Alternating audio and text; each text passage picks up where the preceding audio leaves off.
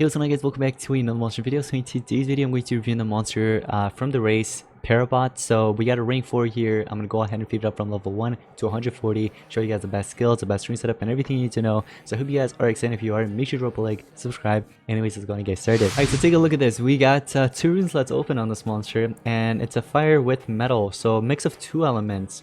Doesn't really matter much. I mean, I guess kind of does, but as an attacker, because it's not really an attacker, you know, it's a denier, so in that term it doesn't really matter. So apparently he like shoots fireballs out of his chest.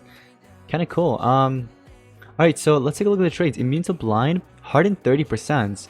Oh, it shows now 30%. Interesting.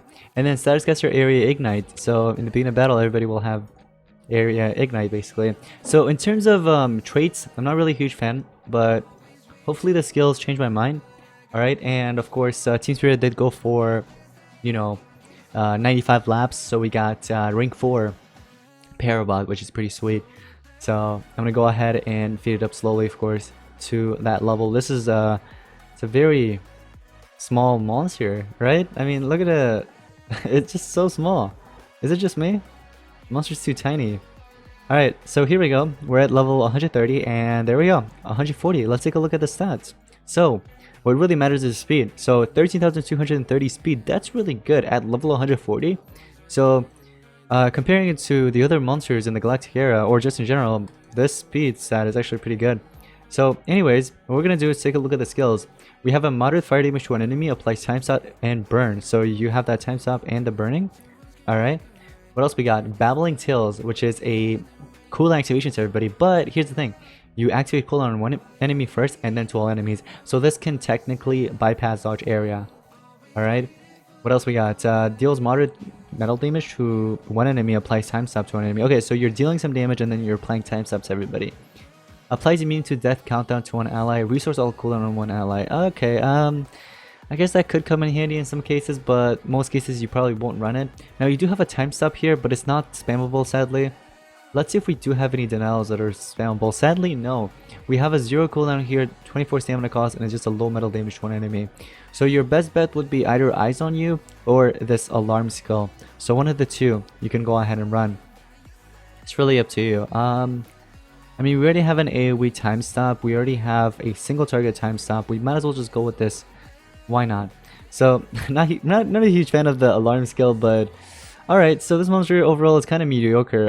In terms of cooldown, it's not too high, but it's somewhere down there, you know, or somewhere up there in the middle. Stamina cost wise, it's not too high.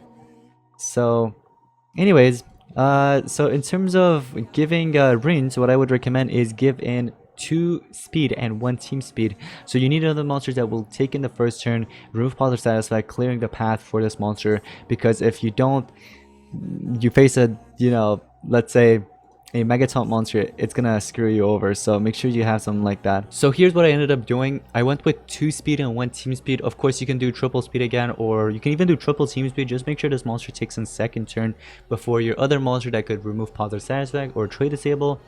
So here is the team I'm gonna pair it up with. Of course we have our trait disable Nerida, which is gonna be fast enough, right? It'll take in the first turn, trait disable, and if it needs PER, we have PER skill. Also giving that status caster torture menu to everybody. Now, what I kind of find a little odd is the relic slots. Like, what the heck is this armor doing here? Why did they decide to give this monster an armor? So, one of your best bets would be probably HyperX armor. If not, you could probably do Vada Melters. But either one works. You could even do Rucha's armor if you want. I think I'm going to do HyperX armor. I think I like that better, so that we can heal. And also, apparently, if the wearer's stamina is below 50%, it gives stamina. So in that case, you don't really need Mr. Beast banner. You could probably go with a different banner that either heals you or that deals damage, like Flasherion's banner, for example. So you can mess around with that. I'm just going to go with Holter's gun there.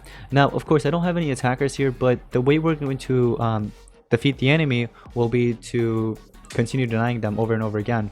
Now here's what I mean. So let's say this monster took in the first turn here and there was no trait disabler. You would have had to face this, and it's gonna suck. So it's nice that we have a trait disabler on our side here. So here's what we're gonna do. We're going to open the path, so as you guys can see, trait is gone.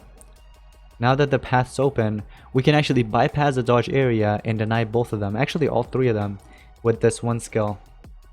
right here. The Babbling Tales, this actually bypasses dodge area, I think. It should. Right? I'm kind of confused. Wait, do you have CDA immunity? Celestial, you have dodge area, hardened. Was it the hardened that blocked it? Oh, you have cooldown immunity. Oh. Yeah, if that wasn't there, we could have definitely done that. I'm gonna go ahead and PER. Now we do have trade disable again. I would probably do that actually. Let's trade disable, get rid of the dodge area. And now we can hit him with the time stop skill. Remember, we have an AoE time stop. So the monster's not that bad if you pair it up with the right monsters, if that makes sense. So trade disable on the side, PER, things like that. So you can continue denying them, you can continue stacking up tortures over and over again.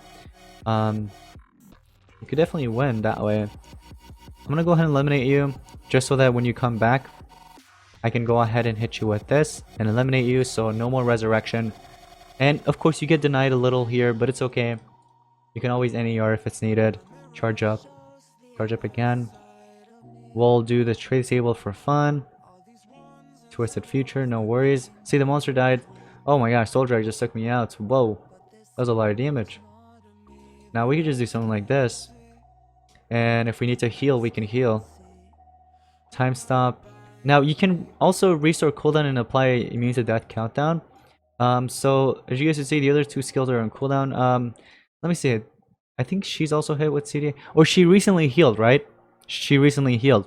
So that's on cooldown. Now what you can do instead of denying the enemy would be to use this on her. But the thing is, this monster's gonna die from the torture in there. The two tortures, there's no way it survives. But if it does, we're going to just...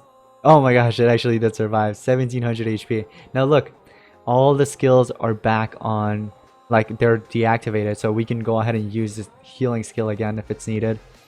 So things like that.